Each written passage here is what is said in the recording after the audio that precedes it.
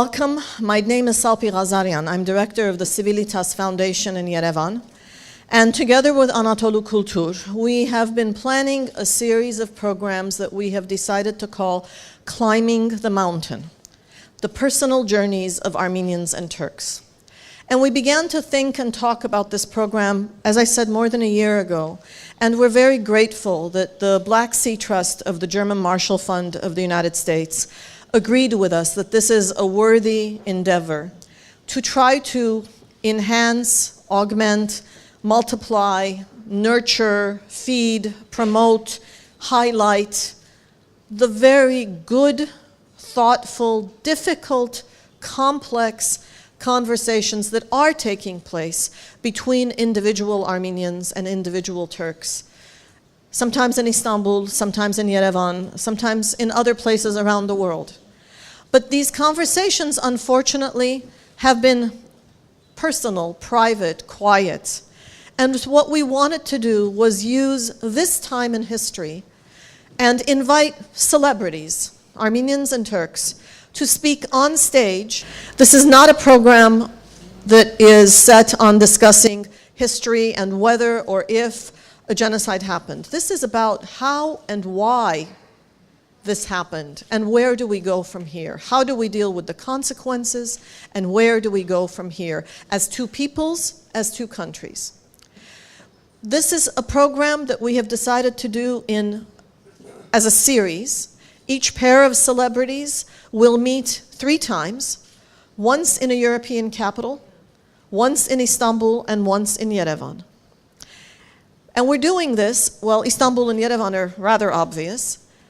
A European capital for various reasons. I think that one of the reasons is that we both of these countries and peoples, see their future with Europe.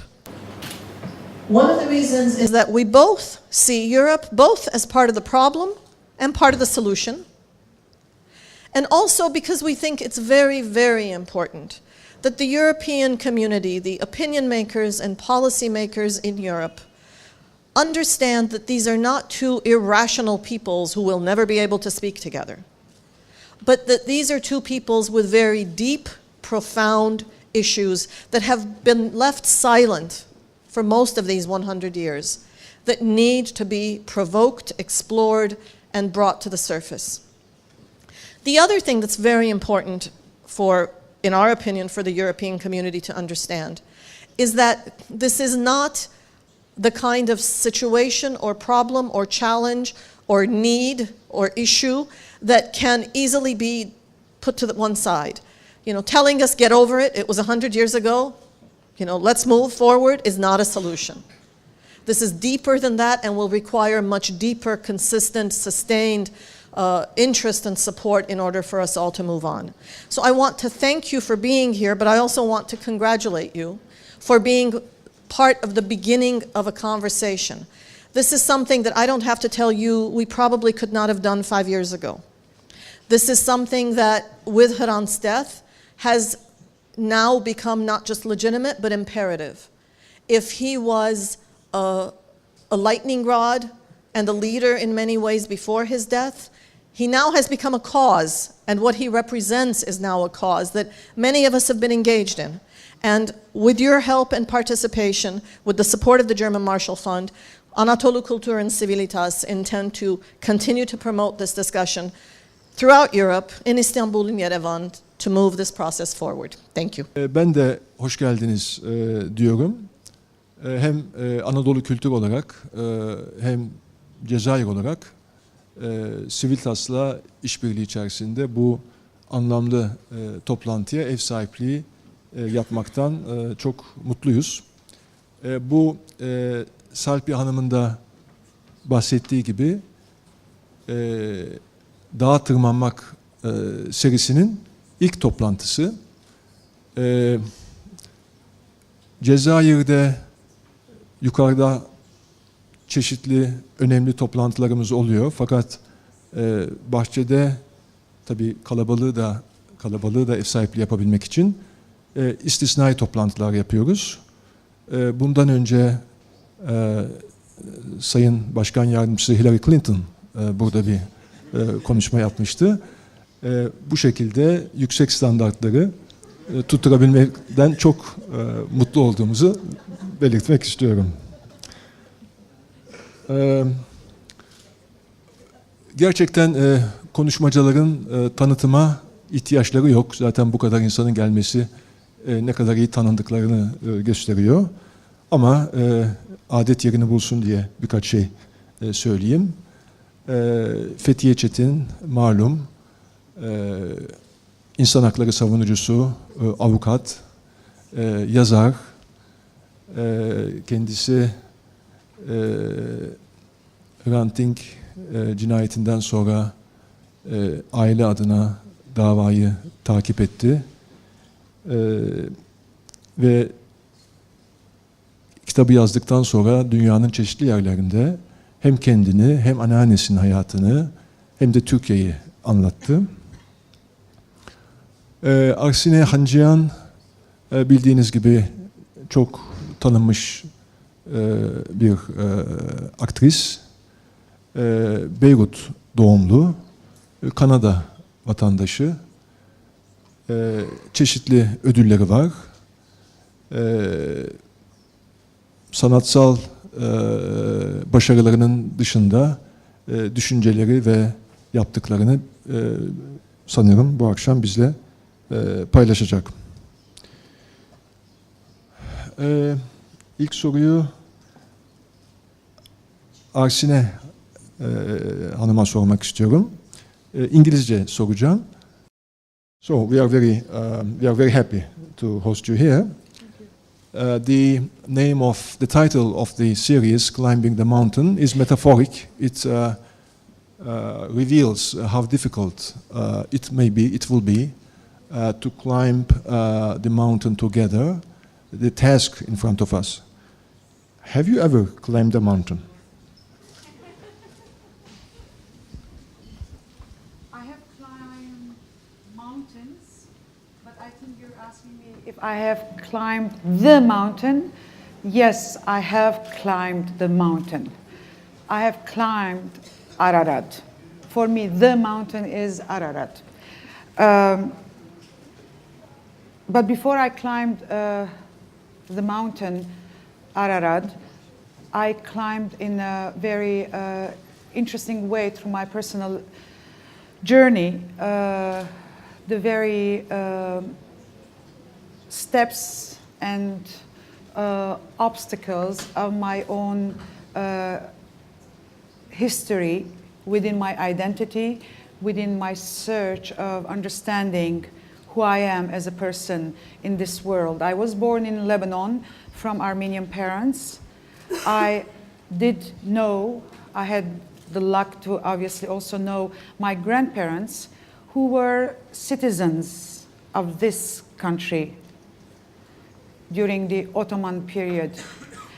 And from that very early days of my life in this world, I had to understand what it meant to be an Armenian who happened to be born in Lebanon, from Armenian parents and from grandparents who came from somewhere else, but not with their own desire to move or with their own will to move. That historic circumstances had shaped their not even choice, but their reality.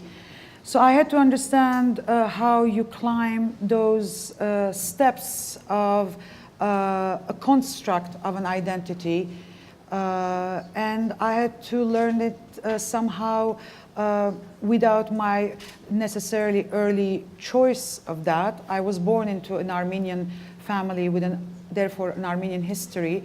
But eventually, I had to learn how to climb by myself what I had inherited and teach myself that whole process of seeking higher and higher, because I realized that the truth and this notion of the justice that I was pursuing within the truth was somewhere very, very far in that height.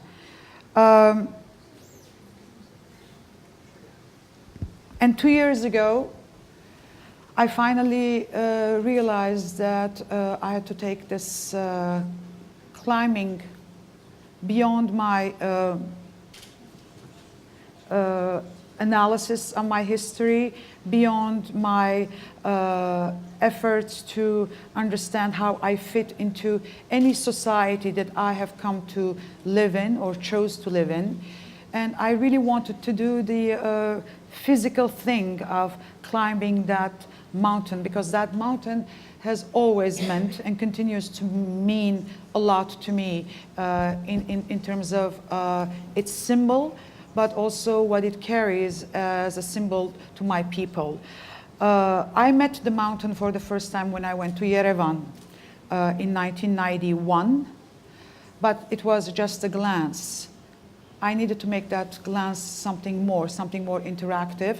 So 2 years ago, with 9 other friends, we did go through Georgia and through the province of Ardahan. We drove to Gars and then visited Anya on the way, and then we arrived to Ararat. And for 3 days, I climbed the mountain, and I took that opportunity to not only meet the mountain, but also to make a very clear connection with Ararat. I did bury the remains of certain objects of my mother, who has passed away about 25 years ago at a very young age. I buried her gloves. I buried a piece of her hair. I buried the pictures of my grandparents, who came from Diyarbakir on my father's side, the Kranagert, and pictures of my grandparents from my mother's side, who came from Erzurum. And I felt that I finally touched the mountain physically, which was something very important. Did you climb up to the top? I wish Salpi was not here so I can lie. But I became very sick when I arrived to Yerevan with ear infection. The doctor told me that I should not even start climbing, but of course that was not going to stop me. My people have gone through deportations and crossed the deserts. I was going to climb the mountain. But by the time I got to 900 meters, it was impossible for me to continue because my ears were pumping and the water was freezing. I couldn't even drink so I had to come back. But you know, it was not to reach the top, because I still feel both metaphorically, symbolically, and practically that we have a way to go to arrive to the top. So maybe I'll do it again next time when my history is kind of resolved with the work that I do to climb that everyday mountain of finding truth to my history. And maybe I'll go back to Ararat without an ear infection and I'll make it. Maybe the routes would be even easier because it was tough. Well, as it seems, climbing a mountain is not a one-time task. Maybe it is eternal. What about yourself? I mean, I'm not sure whether you have climbed a physical mountain, but metaphoric mountains, you climbed a lot for a long time, isn't it? From your youth. Çok teşekkür ediyorum öncelikle. Yalnız şunu söylemek istiyorum. First of all, I would like to thank you. But right from the beginning, I would like to say the following. Up until now, I have taken part in hundreds of meetings, but I don't remember being so excited as I am today. I mean, I have climbed many mountains. No, it was not Ararat. I did not climb on the mountain. But let me start with my personal story. Pek çok daha tırmandım. Madan village in Elazığ province in the eastern part of Turkey. This is where I was born. And when I was born, some years after, I lost my father. And for this reason, I Anadolu'nun moved to doğusunda my Elazığ'ın grandmother's and Maden grandfather's place. ilçesinde This doğup was quite a Muslim family. And actually, this was only my grandmother and grandfather who were praying and performing this prayer 5 times a day. anneannemin ve But dedemin they were a yanına sort of taşındım. family not doing that. But still, it was a Müslüman Muslim bir aile. family. Anneannemle dedem So then I dışında was living with diğer them, aile and I fertlerinin started baskılı school, oruç and I learned about tutmasında our victorious Müslüman history bir from aileye these doğdum. textbooks. I took pride in our ancestors, who were able to hang on mounted horses on 3 different continents. I was always taking pride, and we read lots of poems, citing all those proud moments in our history. So I was citing all those poems from the bottom of my heart Güzel without şiir any okuyordum. idea. O yüzden her bayramda bana şiir okutuyorlardı. Bundan da çok büyük gurur duyuyordum.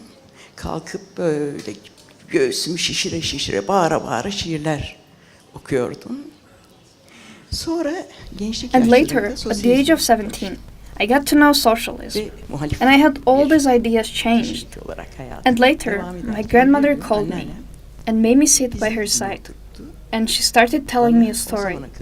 And as she was telling me the story, she was always making this gesture, this mimic. She was talking, but at the same time she was taking off some dirt off her skirt, because she felt everything that she saw, everything that she witnessed. All these dark works, all these dark memories. She was trying to get rid of them. And finally I got to know her story, and I was completely shocked. My grandmother was telling something I had never ever heard. She was telling something very important about my history, and I did believe her, because she was telling a truth about my own history. O zamana kadar tarihte hiç bilmediğim bir şey anlatıyordu anneannem. Ve ben anneanneme inandım. And afterwards, I saw so many things that actually convinced me of what my grandmother said. Stones, ruins, words, memories. Everything confirmed what my grandmother said. So how do I move forward? I was a socialist person. I shared this with my socialist friends. And of course, I thought we would make a socialist revolution. And then of course we would be able to solve all the problems. We will have a socialist government, and then we will call to account the previous governments for all the misdeeds. But later on, I came to realize the following. This calling for account, or this act of coming to terms with the past, is not an easy task at all. At that time, you know, we wanted to change the world. We wanted a socialist revolution. We were all women, and we were sentenced to prison, and I had to live in prison for many years with women. And we were not scared at all. We were not covered because we were women, and we were willing to pay the price for the socialist revolution. We were even ready to be tortured, even ready to die for this cause. But the moment I shared my grandmother's story with the women in the prison ward, I came to realize that I needed to be able to tell this story in a loud tone, you know. I had to whisper to them. And I also realized that we did not have anybody else in the prison who would be listening to us. No, this showed me that we still had this intense fear, this indeterminate fear, even among the women who I saw was courageous. Sometime later, a friend of mine, another inmate, she told me the following story.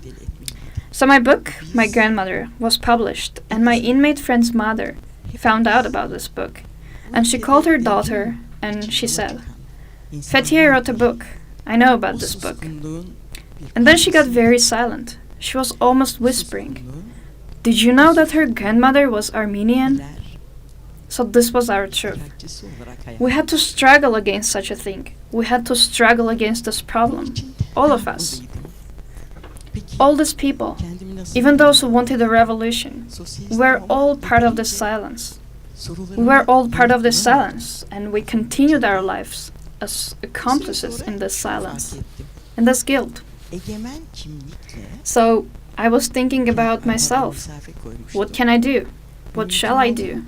I'm a socialist. But I somehow got stuck in, and I couldn't find answers to the questions in my mind. And then I came to realize the following. I already kept my distance with this sovereign authority and with this sovereign identity. So I was doing my best not to carry elements of this sovereign identity, because they were asking me, okay, we understood that your grandmother was Armenian. What about the rest of your parents? What about their relations? So I was telling them, well, I am mixed. I'm hybrid. So I couldn't actually give a proper answer to them. And then I wanted to analyze myself, because I didn't know why I was giving this answer. On one hand, I carried the victim inside. I was a representative of a victim. But then, what about my other half? What about the rest of my family? Were they perpetrators, or were they simply silent witnesses? For quite some time, I was struggling with this idea. Then, I found something which put myself at ease, because, you know, we were such a poor family. We did not have anything. We did not even have a tree, as my mother would say. So, I tried to comfort my conscience. You know, we were poor. Most of our family was poor. So, they can't be the perpetrators. But then, at some point, I again came to realize that this is really not the answer to my question in my mind. Then, I concluded as follows. Yes, I am not the perpetrator myself of what happened in the past. Maybe my family will have some perpetrators. But I'm not a perpetrator myself. But I was feeling guilty and was feeling responsible because I was keeping my silence about all of this. And I wanted to break this silence and write the story of my grandmother. And by the way, it took me quite some time to write this book, because I didn't really have trust in myself. I thought I would really not be a good writer. I would really not write something good. But I got support from so many great people. Some of them are here, and I was able to write the book. And then I realized that there are so many people. There are so many women, and there are so many men who are in the exact same situation. And they might try to meet these grandchildren, as I call them. I tried to get in touch with them. So I was telling you that my grandmother was trying to take off all the dirt from her skirt. In a way, she passed this burden to me. And I believe that all of us are now living with this burden that we inherited from our grandparents. So I believe that now I have a responsibility, and this responsibility is not to transfer this burden to the next generations. This is the reason why I'm here today, and I'm doing my best to do whatever I can as an individual. I think this is all about my adventure of climbing the mountain. This is what I'm trying to do.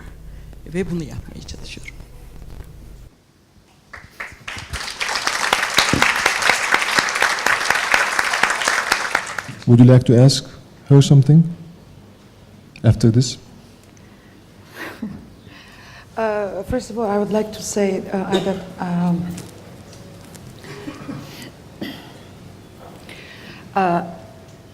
I'm bewildered, I'm humbled by what I'm hearing coming from you, because for a long time it felt, as an Armenian living in the diaspora, that there was no way to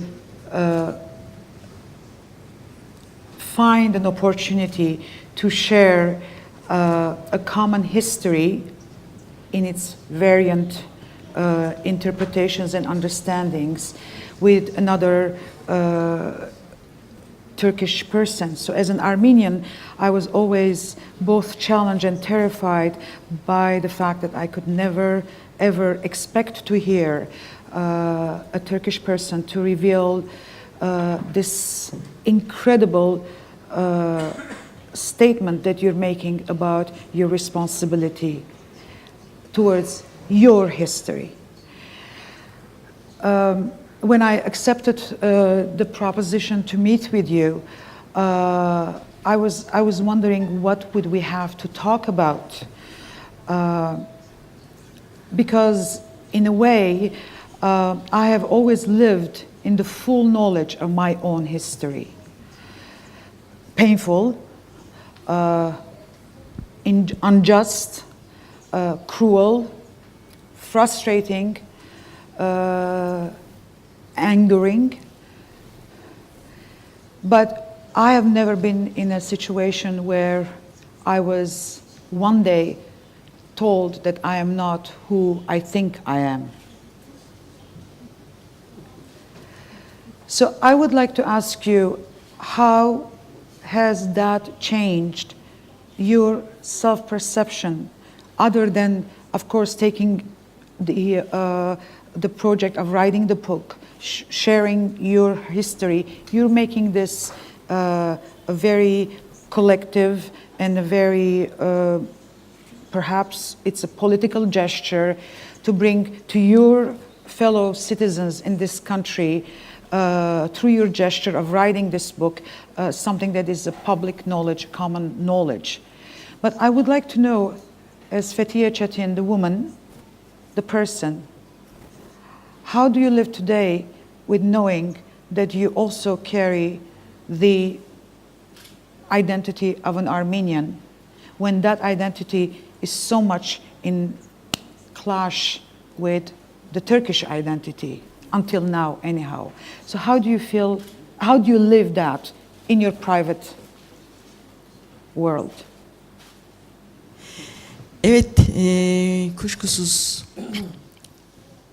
kendi içimde bir dengeye ulaşmam hiç kolay olmadı. Bütün bu Well, needless to say, it was not easy for me to strike a balance in my inner world, because climbing my inner mountain has been the most difficult of all. Because now I have my personal identity, I have my professional identity. I'm a lawyer, and I'm a woman as well. And I always struggled as a woman in a patriarchal society, in a male-dominated profession. And in a way, I also climbed the mountain in my profession among male lawyers. So I always had this constant act of climbing various mountains. But when I learned about the identity of my grandmother, then I was trying to climb the mountain inside myself. This manifested itself in the form of a personal struggle. And when I look at myself today, I can feel that I managed to find my inner peace. No matter where you are talking about in the world, whenever a racist attack takes place, I feel that the attack touches somewhere in my heart. And it hurts so much I can't tell you how much it hurts. And I'm not just saying it. I mean, I don't know, just because I felt like sharing, but this is how I feel. I sense. And it hurts. Around the world, against Armenian, against Kurd, I really feel the pain so much. I can't tell you. And I somehow feel like I need to be right next to those people who are facing those attacks. But of course, I have a limited capacity. I have limited energy. And it's the best I can do. But I think I somehow made peace with my hybrid identity. And once you make peace with your hybrid identity, then you really realize that it is actually something not bad. We are not having only one culture. We are multicultural. And we don't have one identity. We have multiple identities. And the moment we make peace with our multiple identities, I think we will make peace with ourselves as well. Bu melezlik duygusuyla barışma insana çok büyük bir katkı sağlıyor. Onu fark ediyorum. Yani sorunumuz da bu. Tek kimlikli değiliz hiçbirimiz. Tek kültürlü olmadığımız gibi. O melez kimliklerimizle ve melez kültürlerimizle barıştığımız anda sanıyorum birbirimize de barışacağız. I would like to ask Arsine to tell something. In Berlin, when Arsina told us an anecdote, when they were climbing Ararat, there was a Kurdish guide helping them. I will be very happy if she tells us the story of this Kurdish guide, and then we can continue. Yes, there are many stories within this 3-day journey of Ararat, but one of them that was a very sort of striking one for me and that immediately I had to understand what it meant to me was at one point as we were all 10 of us, there were of course other groups as well, but our group was always together. Naturally, we started singing, and we started singing, each of us, the songs that either we had learned or we could remember, or we remembered our grandparents or parents singing folk songs about the land, about the plants, the mountains, the trees, the sky, and so on. So we were singing in Armenian, of course, but our guides were Kurdish, naturally, as they know the mountain and they do this business very well. So at one point, I think, when we realized that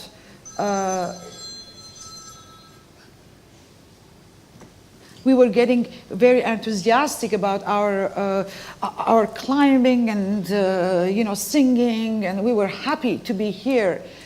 One of the guides was starting to sing as well, but he was singing in Kurdish. So one of us who kind of knew Turkish said to him, "So what are you singing?" And he said, "Well, I'm singing Kurdish songs that are about," and he says, "They're about what?" And he said, "Well, it's about my, being a Kurd, my land, and so on and so forth." At first we thought that he was singing something like similar to the songs that we were singing. But it turned out that actually the songs that he was singing were very much songs of claiming that mountain as being a Kurdish place, a Kurdish symbol of identity, and so on. And it turned out that actually his voice was getting higher and higher against 10 people to make sure that our singing was not going to be heard by the skies any more than his very strong voice, Kurdish voice, and not Armenian voice. So, of course, we were not there to challenge any of this because we were on our personal journey.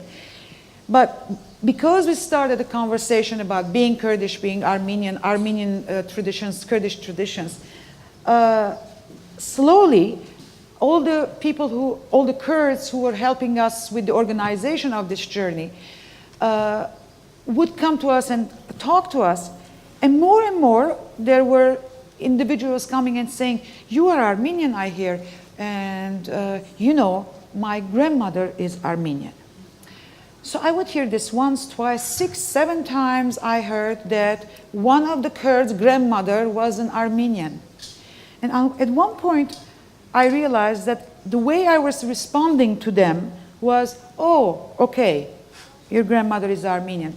And they were disappointed at my response because I realized that they were expecting something more, except I was not able to deliver something more other than my own confusion about not knowing how to react to this admission. And then I realized that maybe they were happy that they were sharing something with me that I knew about. But I certainly was not happy about this, because when I would hear so many Kurds telling me that their grandmother is Armenian, for me it became a very clear sense that what I had learned was actually true, because there was no reason for their grandmothers to be really Armenian, as these cultures, they lived next to each other before 1915, but intermarriage was not a common ritual or happening. So if their grandmother happened to be an Armenian, it meant that there were circumstances where the grandmother probably did not choose to be marrying a Kurdish young man, but had to be forced into that situation. So by the 8th or 10th time when a Kurd came to me to say my grandmother was Armenian, I said, "So are you Armenian?" And he said, "No." I said, "So why are you telling me that your grandmother is Armenian? If you tell me that your grandmother is Armenian, then there must be a reason for you to bring this up so that you can tell me more about how your dual identity as Fethiye is talking about is something that is important for you or you want to share with me. And at that point, I realized that, in a way, as difficult as it was for me to hear that the grandmothers, and they were mostly grandmothers, I personally never heard a grandfather being Armenian. So this is, of course, if you go to the history, there is a natural, logical explanation of why the grandmothers were Armenian. But later on, when I came back to Canada, I had to think about this situation because for me, it became very clear that there are many people in this country who live with a history that is the history of a duality. And I understand as a diasporan Armenian about that duality because I was born in Lebanon, so I was a Lebanese Armenian. Then I went to Canada, I became a Canadian Lebanese Armenian.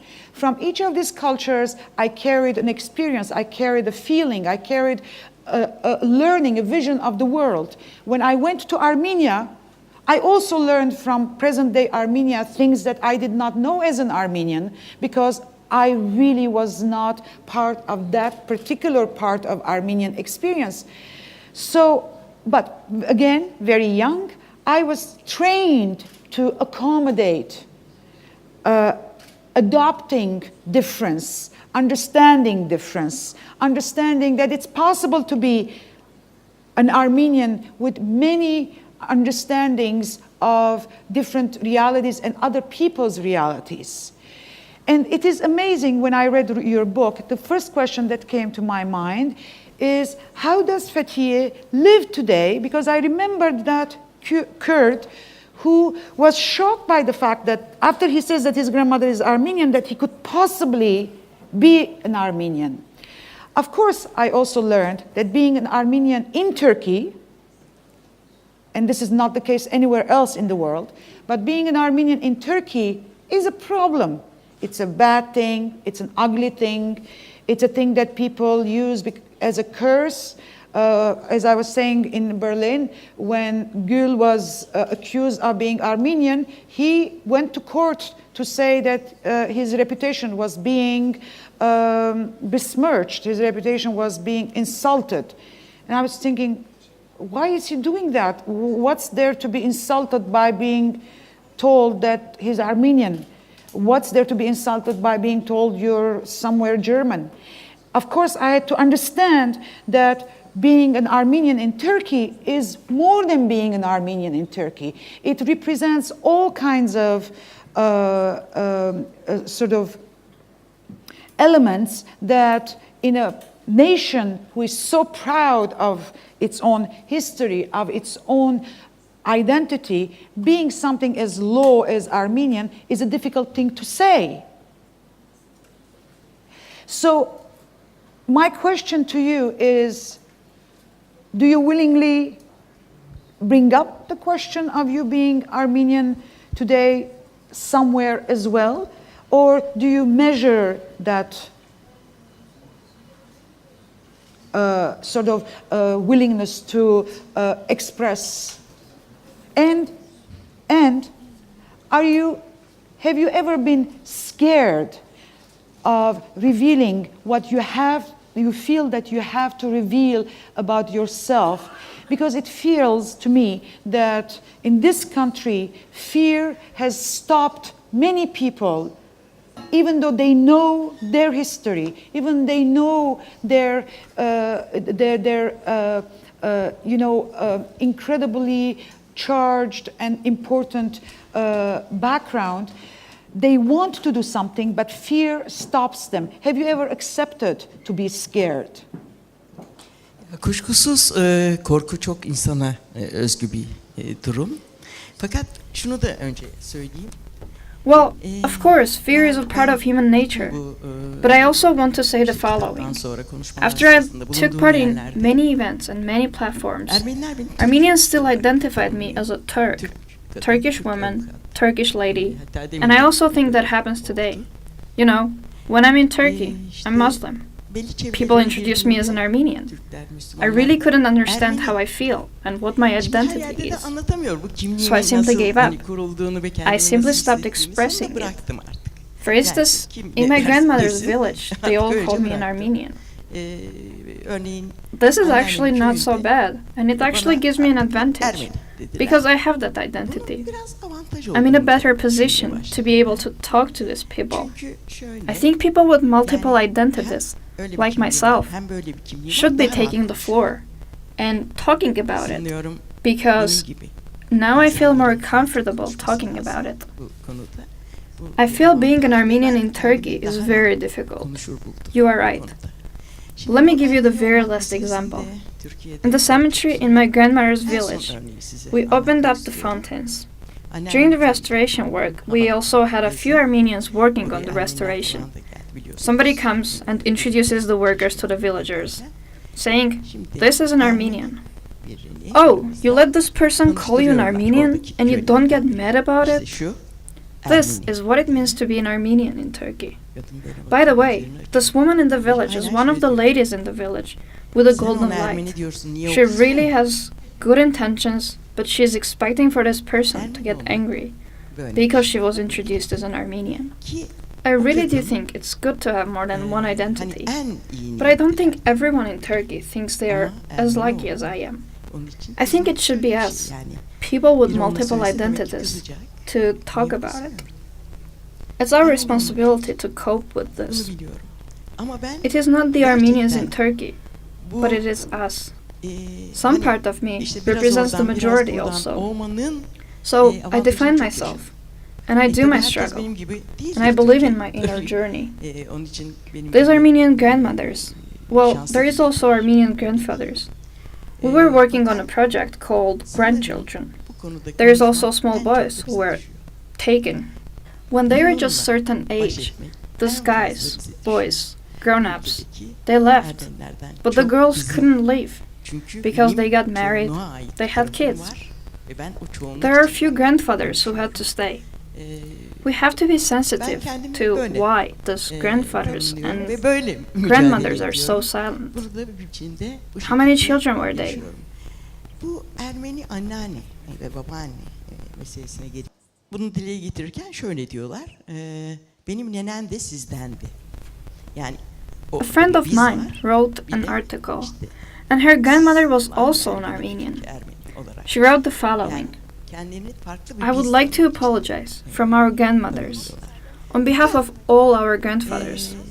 I met many grandchildren who are in the same situation as myself. I have also noticed many children who still identify themselves with the majority identity. It is a us and you issue. They say that we are of this particular identity, but also say that our grandmother is also of your identity. I've also seen some women who use different terminology. Many women that I met, they say the following to me: it's as if I just met my grandmother right now. They would say that we heard there are Armenians who came. I would say that they are my own relatives. I had the impression that this issue in women is different than in men, but I haven't gone deep down in this issue. This is my personal impression." I would like to take this situation with, for instance, this example and this very concrete situation of being an Armenian in Turkey as being perhaps something that is not only negative and pejorative, but also something that is provocative. So if it is something provocative to be an Armenian in Turkey, it seems to me that the emotional upset or pride aside of Armenians, this is an indication for other people, other peoples of Turkey, of whatever other background that they are, and Turkish in particular, or majority, whatever that means in particular, that this is a concern for this society that it should be a concern for this society, because it seems to me, coming from a country like Canada, where we understand multiculturalism as the honoring multiculturalism and working on multiculturalism, working on the integration of the concept of multiculturalism as the foundation of democracy. So it looks to me that the example or the concrete situation of the Armenians being treated in or perceived in a particular way in Turkey is a major problem for the whole society of Turkey from a democratic perspective. So I would like to know if you do see that, other than if you have a grandmother who is Armenian or not, it is not an interesting proposition for all citizens of Turkey who seem to be struggling or somehow trying to understand how they can improve their democratic reality. If taking and understanding this example of the Armenian situation, if it's not going to be an opportunity and a proposition to open up a larger problem that exists in Turkey today, which is the right of freedom of expression, which is the right for freedom of speech, for freedom of being who you are. Yani Türkiye'de bugün özgürlükler ve haklar konusunda girecek olursak, gerçekten özellikle son zamanlarda yaşanan... In Turkey, if we are to start a discussion about rights and liberties, then we need to definitely talk about the recent problems we face in Turkey. The Republic of Turkey, the state, it possesses a unitary idea which we all notice. This is a nation state with one identity, one nation, one language. So these are the pillars of the republic. After empire, how is it easy and difficult to reduce yourself down to a nation state? I mean, we all experienced that. Armenians, Greeks, Assyrians. I mean, there were really few anyway, but now they are even less, and we all know the oppression against Kurds very well, the ongoing oppression against Kurds today.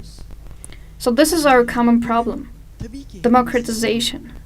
This reason why we would like to see fully fledged democratization in Turkey, because democracy will set us free, and we will be able to set those problems through democratization. We are fully aware of that. But on the other hand, we definitely need to recognize those freedom fighters in Turkey, those who really struggle for democracy. The struggle is going for quite many years. As Salpi mentioned in the beginning, since January 2007, the struggle after the assassination murder of Hrant, the struggle took many other shapes because now there are new dimensions, there are new aspects of this struggle. Needless to say, our current days, what's really happening in Turkey today is not quite bad. It's not rosy, but we are now also having a group of people, a mass, and they are fully aware of the problems and they continue the struggle, and this gives us hope. At least now we have this information. 10 years ago, it would have been almost impossible to hold civil discussion like this, as we are doing today. After my grandmother's book was published, we tried to organize a talk at a bank building, and some people came and they wrecked it, our event. And I saw the very same people at Hrant's murder case. They were coming to the courthouse and they wanted to interfere with the court case as complainants. So they were also going against Hrant's murder case. So we also had this type of people. But on the other hand, we had those freedom fighters. We published books. We organized meetings. We talked about things. We had so many challenges, so many obstacles. But we will overcome those obstacles.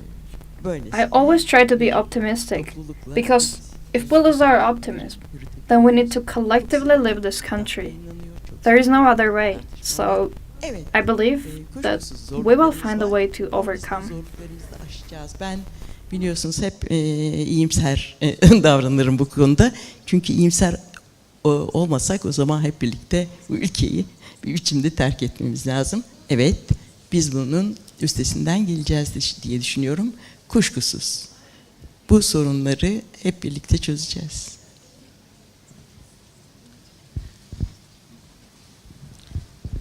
May I just move to another area? Arsine, you are an actress. You have opinions, political opinions. You know how cinema can influence people. So, what do you think? I mean, how do you engage in arts and in politics? To what extent they are compatible?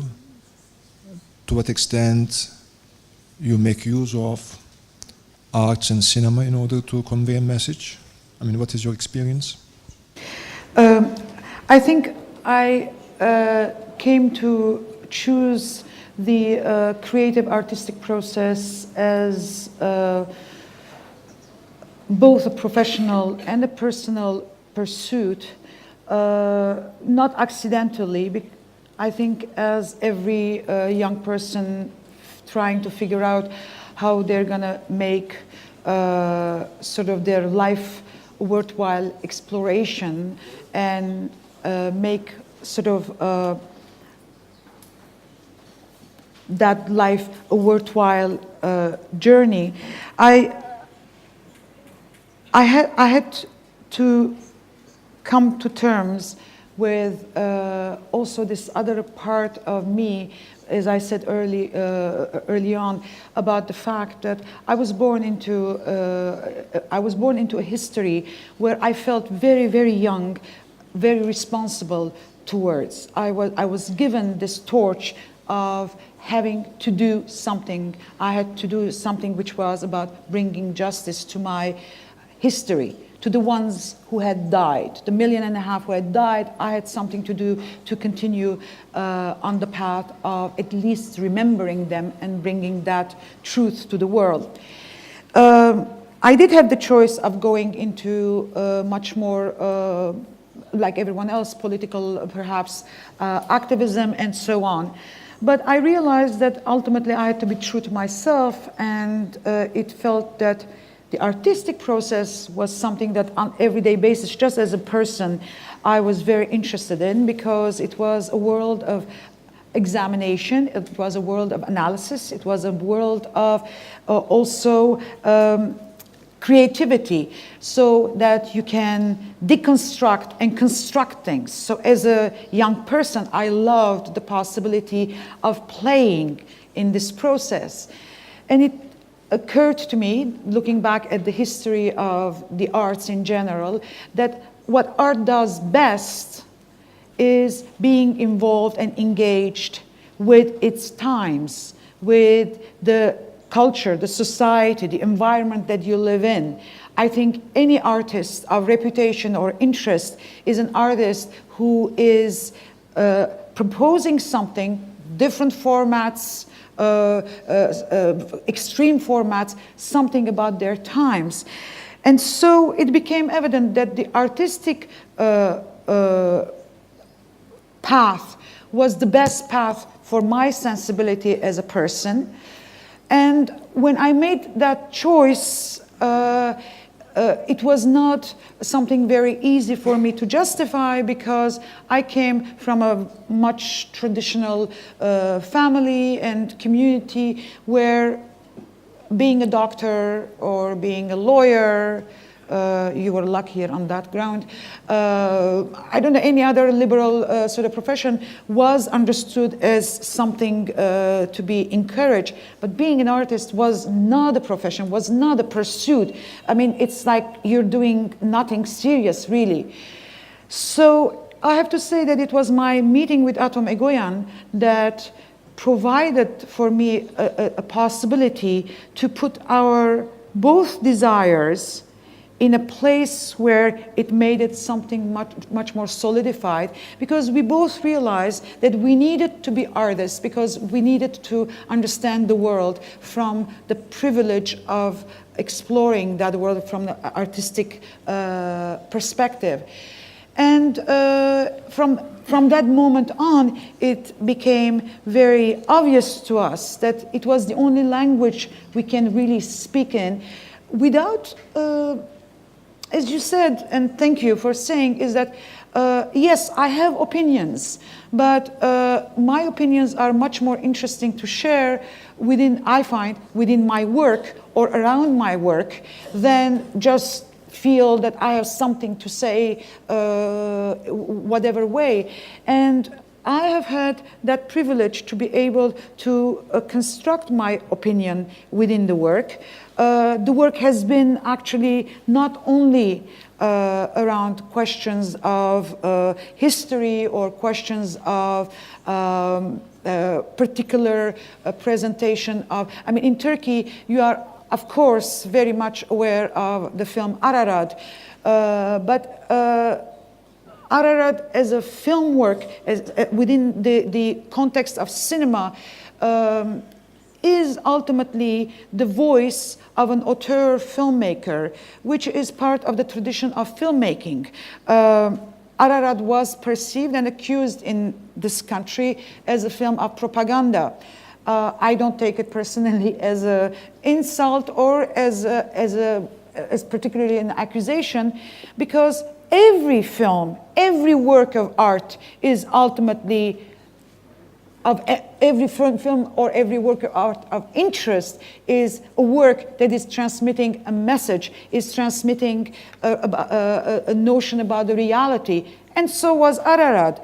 To call it propaganda is to give it undertones that were obviously not the intention of the film, and the film was not even, if anyone had the opportunity to see the film, could not possibly think that this film had that general public sort of let's move the the emotions out there in the space. So in a way, I feel that cinema is a language, like literature is a language, like music is a language. I mean, during Stalinian regime, for instance, there was the kind of music that was forbidden because they would feel that it was challenging the conceptual or the intellectual structure of the society in a way that they did not want that kind of explosion. Yes, cinema, like many other art forms, can be explosive when it's powerful, when it's true. And I think I love this medium because it's a medium that deals also with some aspects of our human psychology, which is the one of reacting to an image as if we're reacting to reality. So, for instance, when Ararat was showing certain parts, because Ararat ultimately was not a film about the Armenian genocide, it was not given a chronology of what happened, when it happened exactly. Only certain moments of the Armenian genocide were portrayed in the film, within the film. The topic of of Ararat was the denial that goes on today still by the state of Turkey, by the government of Turkey in terms of this history. So, but the reaction that we got, especially from a certain Turkish contingency, was, oh, wow, these images of the deportation and these images of the massacres, as if, it was something so real that they were completely provoked and sort of angered by this. So I feel that that reaction was based on the fact that we were dealing with images and it was not just a text or a painting of some sort. There was something very immediate, and therefore I find that cinema can indeed can establish a relationship with people which is much more immediate. And so in that sense, for an artist to work in cinema is a very interesting proposition. In In Turkey, we have a number of young filmmakers, Yes. directors, who produced remarkable films with strong messages, social and political messages. I think you saw some of these films. What would you say? Are they somehow? Do they see any familiarity? Are they connecting you in somehow? Well, I have to say that I am amazed and impressed and incredibly excited to see that in the last 20 years there have been many voices, particularly in cinema, that have come out on the international film scene as very strong voices. So, and when I say strong, I don't mean because just of the subject or, let's say, the political sort of exploration of those subjects. You have, in the last 20 years in Turkey, been able to create a wonderful pool of filmmakers who understand the medium of cinema, the formal significance of making films. I do see this at festivals often, and I just saw that very recently because I was on the jury in Cannes for the short films that were in competition in Cannes, and the film that my jury, my colleagues and myself granted a prize to was a film from Turkey. Of course, the content was very much true to what Turkey as a society is going on with. So it was a story, almost silent, short story about a young Kurdish couple where the husband is in jail and the wife has to make sure that he gets new shoes. I won't tell more than this, but you have to see this film. I have not seen, and Jean-Pierre Dardin, who was the president of the jury, said the same thing. When we came out of the film, we thought, we have never seen, and we have been in film for a long time, him as an incredibly wonderful, internationally known filmmaker, myself having worked in this field for 28 years now, not ever we have seen one small moment that speaks millions of words and millions of emotions in this moment of being able to bring the forbidden shoes to the husband in prison. And again, it's a silent film. So I think what's happening is with the young filmmakers in Turkey is that, you know, this is a very interesting thing as well. One of the surprising elements is that all the films that I've been seeing in the last 10 years specifically, they're incredibly dark, incredibly serious films, whatever filmmaker I'm seeing, from wherever they come from Turkey. And I've come to realize that the filmmaker in Turkey is in search of himself or herself within this incredibly mysterious and secret space of trying to understand who they are as members of this society. They are not necessarily always talking about their Kurdish history. There are some Turks who are from Turkish background who are talking about the violence between the father and son relationship. And that violence goes, for instance, at such levels of understanding how do you challenge authority? How do you challenge an institutional, traditional sort of environment? All these questions that are either personal or social or political in Turkey are really being expressed in a very potent and in a very solid way within the films that are coming out of Turkey. So I would say that cinema is a very important means of expression for individuals who are interested in the creative process to explore this medium. Fethiye, for many years you were pursuing different legal struggles and you also penned a book. And this book created a great impact. It is partly a memoir, and it is also a piece of literature. What about your experience as a writer? How do you see the change that came inside you and your society throughout the book? Hem toplumda hem sende yarattığı değişiklik ne oldu? Şimdi kitapla birlikte ben de bir yolculuğa çıktım gerçekten. Bu yolculuk devam ediyor. Çok şey öğrendim. Well, I actually embarked upon another journey with the book itself, and I think the journey is still going on. And I learned a great deal, and I still continue learning more and more. I don't know for how long I will live, but this learning process continues. Therefore, the journey I started with this book was very educational. This book taught me that books are a quite important instrument to touch somebody, to touch somebody's heart.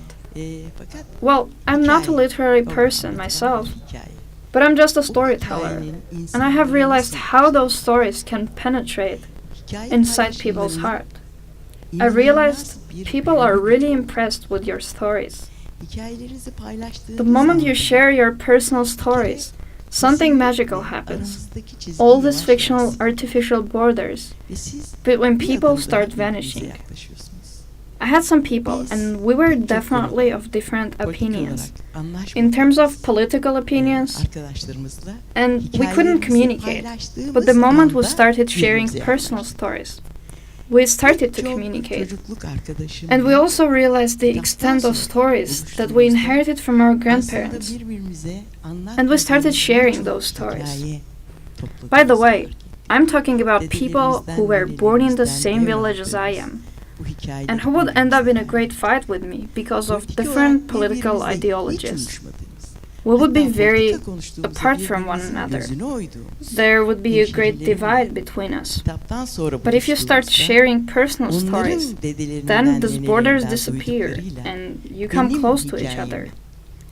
So I think this is really the magic of literature. I would also like to congratulate these young directors and filmmakers because of their courage. In recent years, by the way, we also have lots of literature pieces being published. These are all really valuable.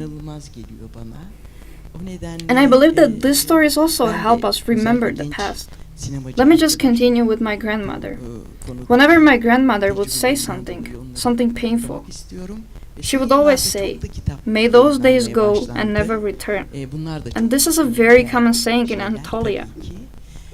When something really painful happens, that these days are gone and never come back. But unfortunately, we always see those painful things repeating again and again. I mean, 1915, 1923, 1925. I mean, coming to date, all these painful things just continue repeating. So perhaps we need to ask the following question. What do we need to do so that we don't encounter same painful events? We don't encounter same mass killings, same genocide. I mean, how can we come to terms with our past so that we will never have those problems again in our lives? So I think we really need to work on this question. I mean, we can't simply achieve this by political discourse or by ideological opinions. Of course, ideological opinions are very important. And sometimes politicians may go and they will apologize. But even this will not help. We need to make this change in the conscience of individuals, in the conscience of all individuals. This will only be possible if people go through this change and transformation in their conscience. Acknowledge this in their conscience, ready to touch individuals one by one. I'm sure there may be many other ways of touching those individuals, but I think up until now the most effective way has been arts, literature. As a human rights activist, I believe that to really have an entrenched, established human rights situation in Turkey, we need to come to terms with the past. We need to face our past. Sometimes small steps turn out to be more influential than some really big political statements. So we should not underestimate anything. We should not ignore any minor step we should just encourage all those. I know that we have very little time left, but I would like to conclude by quoting, "We can't change the past, but we can always make the future better. So we need to do whatever we can, all our best to make the future better." Elimizden ne gelirse yapalım hep birlikte. Benim sorum yok da Arsine Hanım'ın Fethiye Hanım'a sorduğu bir soru vardı. Türkiye'de Ermeni olmak nasıl bir şey diye. Ben Fethiye Hanım'ın... I don't remember the question, but Arsine asked the question to Fethiye. How does it feel being an Armenian in Turkey? I don't believe that Fethiye is in a position to explain this, because only 1/8 of Fethiye is Armenian. So she should ask this question to us. Fethiye should actually refer this question back to us. So with your kind permission, I would like to explain what it is like to be an Armenian in Turkey. As Arsine is in the film sector, many years ago I watched the film and now it is still aired on TV. It is a movie of Kemal Sunal. I don't remember the name of the film, but he is hired into the business, and when the employer is bored, he would call, "Yaşar, come here, come here." And he would be beating up his employee, Muslim. The Oppressed is the name of the movie, so we are the oppressed in Turkey.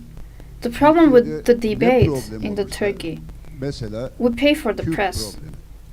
Say we are talking about this Kurdish question. No one believes that there is truly a Kurdish question. They say, well, Armenians are in this Kurdish business.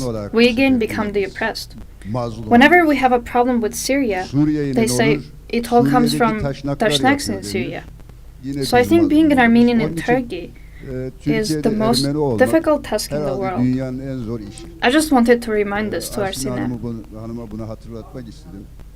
There is a channel in our country where they say, well, these are all Armenian bastards, all Armenian offsprings.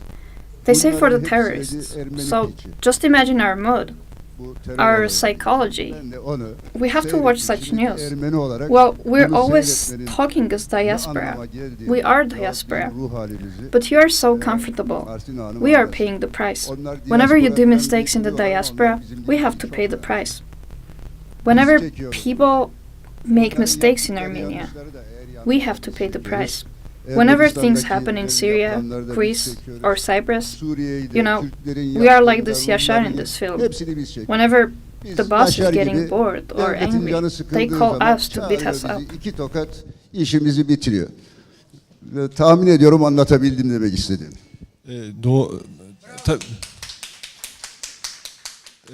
Well, of course, we should not also forget about this international conspiracies about Jews.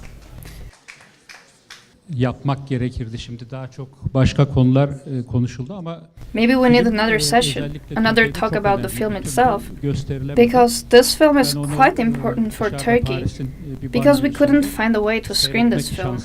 I went to see the film in Paris, in France. I was just lucky enough to watch this. So there were 20 people around us, 30 Armenians from France. So I was watching it together with them. And I was also observing the faces of those Armenians to see their reactions. Of course, this is quite the controversial film in the sense that many people made lots of debates on it. I have a question, so. You are the lead actress in this film, and also your partner is the director of the film. How did you feel about all those reactions and criticism? How did you feel this in your world? And by the way, this is a very difficult film. It's not easily accessible. It's quite difficult to really understand. It's complex. But you know, such films in 30 years' time, people realize that they are actually masterpieces. Maybe they are not accessible today, but they will be called a masterpiece in 30 years. Because the film is really not a genocide film, as mentioned by Arsine. They wanted to do something else, and they wanted to cover many different issues. I just wanted to Bir de ikincisi ask en if you are önemlisi happy tabii about the film, Türkiye'de de bu film sonuçta about the end çok product. seyredilecek, sinema Are you happy about it? How do you feel gösterilecek. about Çünkü it? şeyleri pek iyi And değil, I kopyaları, believe that internet at indirimleri. some point the film will also be filmed in Bu Turkey konuda, because of ne the internet. düşünüyorlar? Arsen Ancıyan'ın sinematografisine baktığımızda Beyrut doğumlu, Kanadalı ve Ermeni olmasıyla ilgili An Armenian actress is sitting in front of us. I mean, it seems that almost all the offers she gets for performance, she always ends up in this kind of context. So, when you were proposed the film, how do you make your decision? And how you have problems with those film proposals? I always had the impression you are always pushed into a certain role. Do you feel any problem about it? Is it a stress for you? Oyuncusu olması istenirmiş gibi yapımcılardan böyle bir şey var. Kendi oyunculuk kariyer açısından böyle bir sıkıntı, böyle bir stresi var mı acaba? Bu dışarıdan. I would like to ask the following. From outside, how do you see Armenians and Turkey? And by the way, I also wish you success in climbing the mountain. O konuda. So, well, the gentleman's first statement was more of a statement than a question. But as I was listening to the statement, the last part of it struck a chord in as much as whatever mistakes we make in the diaspora, my compatriots, Armenians, you pay a price here.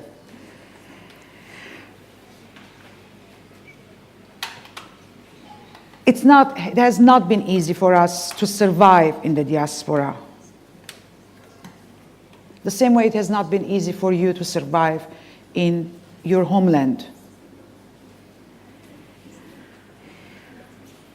This country is also the homeland of my ancestors, and over my 54 years, I've come to realize that maybe I should be able to call this country my homeland as well. And if I choose to do that, I will pay a price. And that price is going to be the one of climbing the mountain. The same way I try to climb the mountain anyway in the diaspora.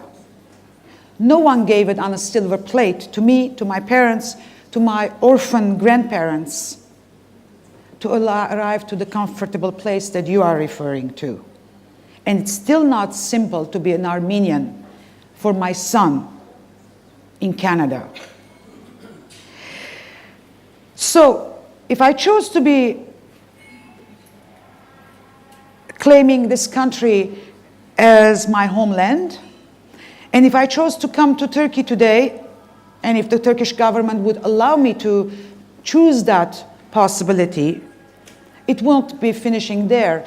I would know that I would have to participate as a person in this society, and that price is going to be very high. But any price in a setting where democracy is absent is going to be high. And I know that I'm going to be scared, because as Fatih said, fear is a normal emotion. But I don't accept that anyone, let alone a government, would put me in a situation where I would feel fear. If Hrant Dink was scared, and he was scared, I think he was scared, but he did not stop there, because fear is only a starting point to change. So the mistakes that we have done in the diaspora was to go beyond that fear. And we all have paid prices because we also want to have our history straight. We want our identity to be acknowledged. I want to know that my grandparents, family and ancestors did not die for nothing. That the blood that Hrant Dink was saying is flowing under this country is also mine. And I happen to be not born natural French. I happen to be born an Armenian in the diaspora. And I want to know that I am free to do something about that difficulty. Some people are born poor, some people are born handicapped, some people are born rich, some people are born Armenian, whatever way you look at it. So I feel that whatever price that you're paying is not any different than the price that my 3 generations of family has paid to survive, and that I wish I can do something that you and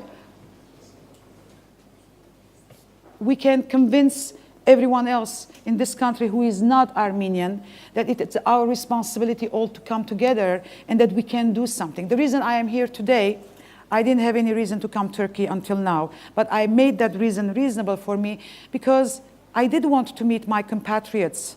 I did want to meet the Armenians who live in Turkey. I wanted to know what their reality is because I know it's not simple. I know that I saw in 2008 an Armenian being assassinated. I'm assuming because he was Armenian, but that Armenian was working for Turkey, for the people in Turkey. He was working for all the other minorities. He was voicing every other concern in this society. He was working for democracy, and he paid the price. So how can we make sure that we pay the least price together by hearing each other, by talking to each other, and understanding where we start, understanding that common history. You know my history and I know your history, but it seems that in this country many people don't know your history and they don't know their own history. How do we make that possible?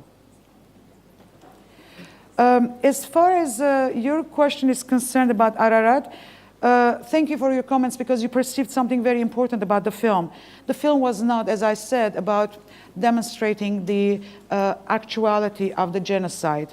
The film was about talking about, yes, what it is to be diasporan Armenian, what it is to be constantly in a situation of denial, which is not only something that Turkey as a state, I'm not talking about necessarily the people of Turkey, but I'm talking about the state of Turkey is constantly putting forward, but also that denial we feel by many other countries in the world. So when I am meeting, I don't know, whoever, Canadian, French, Italian, English, who says to me, well, you know, it's been 100 years, forget it.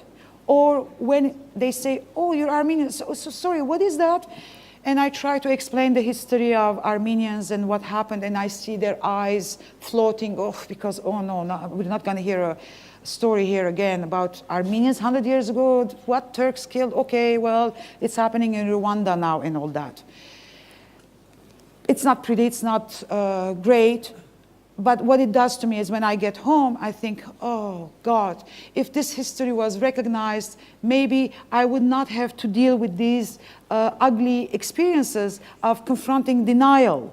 So what I needed as a filmmaker or part of a filmmaker's project to be part of is to talk about denial, because denial is a continuation. When you look at the study of what constitutes a genocide, denial is the last step of continuation of genocide. So when the Turkish society says today, we never did something like that, or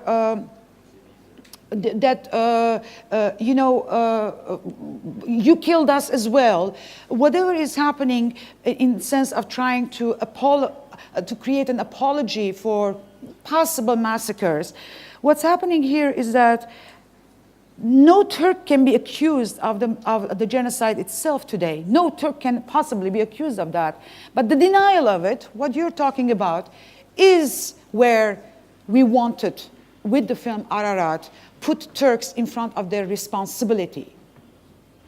That's where we wanted to say, not only you're denying the history, but you are treating an Armenian in Turkey as an ugly, dirty object.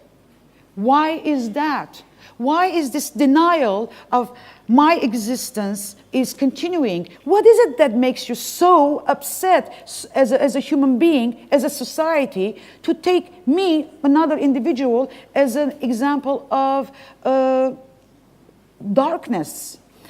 So this film was misunderstood not only by Turks, The Turks actually reacted the most obvious way in general, because we were expecting censorship. We were expecting that, you know, the majority, or at least the official stand of the Turkish government was going to be the one of censoring. But what we were surprised by were many Armenians who felt very frustrated about the fact that the film was not proving that the genocide happened. We never wanted to make a film about that. That time has almost passed. There are many films about the Holocaust, but these films have started being made from the day after the Nuremberg trials happened. We weren't able, for whatever historic circumstances, to make those films at the time. In the modern society of today, there is no need to necessarily, like the Taviani brothers, the film that I took part in, they did try to make that film. That film did not go very far because people are somewhere else. The discussions that we're having today is happening at a very different level. We're talking after denial. We're not talking about proving the genocide at this point. Anyone who wants to know about the genocide, there are hundreds of books out there, thankfully, who can prove anyone honest, sincere, who's not obsessed of its own nationalism, who can go and learn about the genocide. What we wanted to talk about is how denial works and how it affects the pain of Armenians living in the diaspora, and I'm sure the pain of Armenians living in this country. So thank you for saying that there is a possibility of considering the film maybe 25 years down the road as a masterpiece. What I can share with you, since you put it that way, is that if the film was misunderstood or threatened, and not only Turkish society, international society as well, because it put the silent observer in a position of responsibility, and they did not want to take position, because there are many countries who know the truth. European countries, Salpi said, was part of the solution, but part of the problem.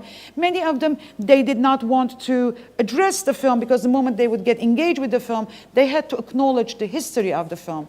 But I can say to you that 10 years down the road, we see many students doing their masters or PhDs in very different disciplines of history, politics, cinema, art, who refer to Ararat as a point of discussion for topics about identity.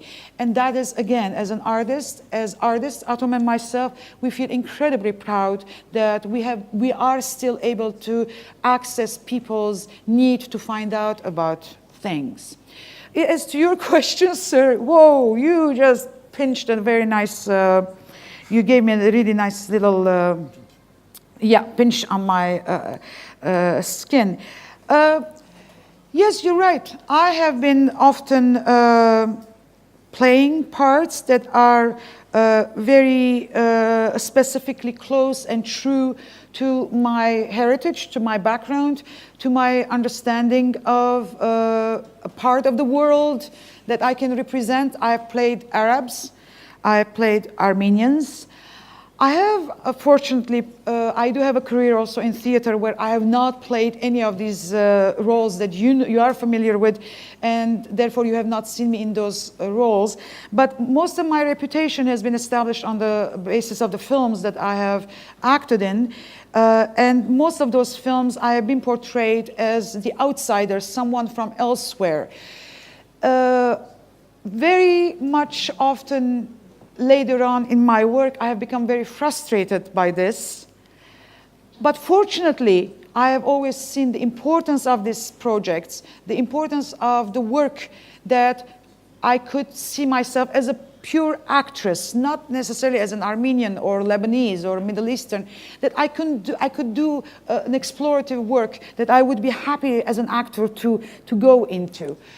But the reason that I have been ultimately in cinema very much cornered with those parts that you are familiar with, it's because there has been a certain racism applied in the film industry towards the fact that I am an Armenian with an accent who comes from the Middle East, who has curly hair, who has refused to necessarily change my name, where I've been suggested by an early agent of mine who has said, don't you want to change to your name to whatever but Arsine Khanjian, because it's difficult to pronounce Arsine Khanjian. And I've said, no, I am an Armenian person who wants to be an actress. So I have also taken a position, maybe it has not served my interests, but in retrospect, I feel that that position is very true to who I am really and why I do what I do. So I know that I have paid a price, but we always pay a price when we are making a point about something that is not mainstream. And I have never been a mainstream actress in that sense. But thank you for asking the question and specifically having that very perceptive sort of comment. The last one. Today I feel very hopeful about climbing and reaching the top because I am in Turkey, in the land of my ancestors. I am in Turkey with my fellow Armenians.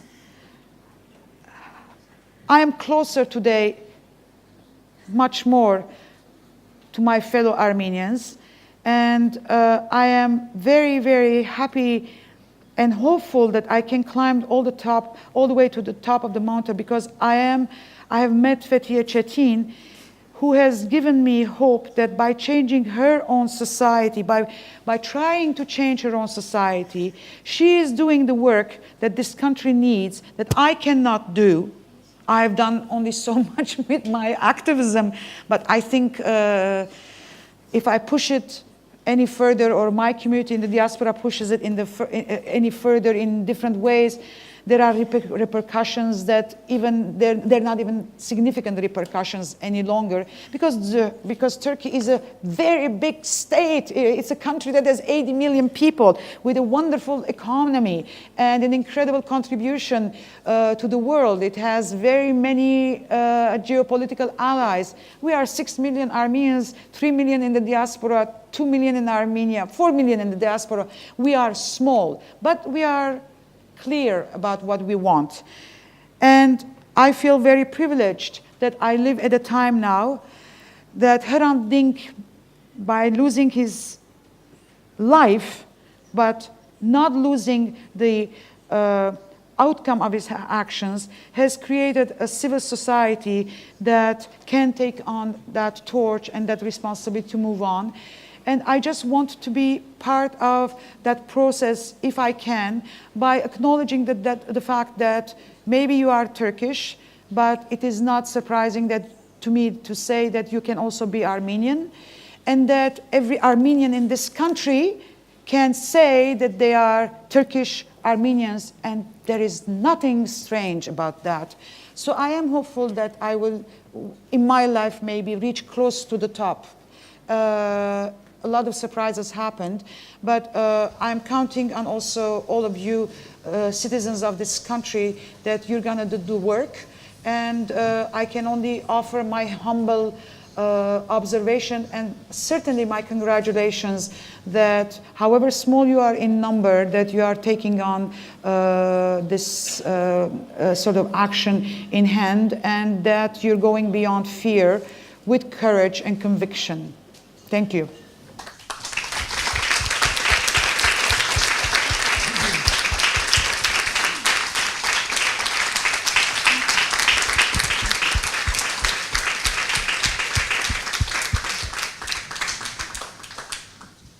Konuşmacılara çok teşekkür ediyoruz.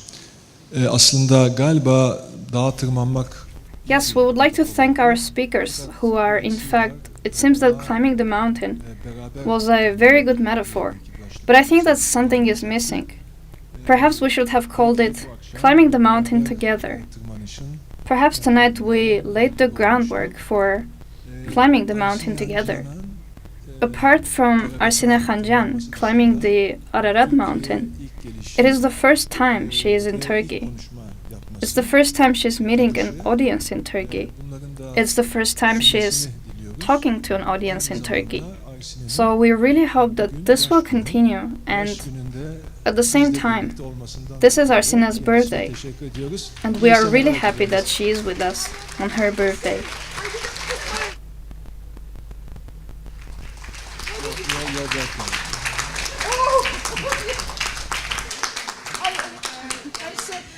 Oh! to you. Happy birthday, Ayazı. Happy birthday to you.